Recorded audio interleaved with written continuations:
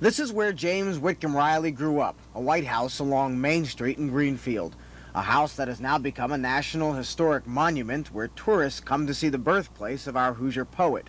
It was here that young James learned to love nature, the Midwest, and Indiana.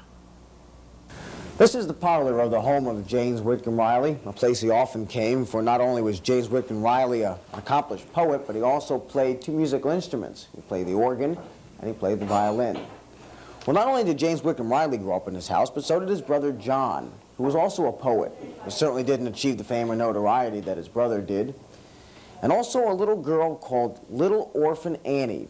Little Orphan Annie was not created in a comic book, nor on Broadway as part of a musical. Little Orphan Annie actually existed and actually lived with the family, and it was James Whitcomb Riley who made her famous.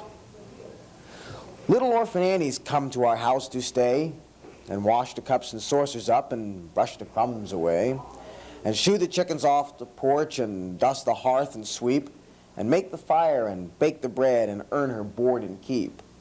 And all us other children, when the supper things is done, we set around the kitchen fire and has the mostest fun, listening to the witch tales that Annie tells about, and the goblins that'll get you if you don't watch out. James Whitcomb Riley did much in his lifetime. He was a sign painter and then an actor in a patent medicine show. The adult Riley lived here on Lockerbie Street in Indianapolis, a street he later immortalized in the poem called Lockerbie Street. But Riley frequently came home. Not only was James Whitcomb Riley a poet, but he was also a journalist, and as a journalist he must have often felt that much of what he had written had gone unnoticed, or at least unheeded, because he wrote a little poem called The Little Old Poem That Nobody Reads, and it goes like this.